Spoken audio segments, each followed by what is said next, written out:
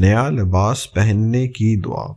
ابو سعید خدری رضی اللہ تعالیٰ عنہ سے روایت ہے کہ رسول اللہ صلی اللہ علیہ وآلہ وسلم جب کوئی نیا کپڑا پہنتے تو قمیض یا عمامہ کہہ کر اس کپڑے کا نام لیتے، پھر فرماتے اللہم لک الحمد انت کسوتنیہ اسألک من خیرہ وخیر ما صنع لہ واعوذ بک من شرہ وشر ما صنع لہ۔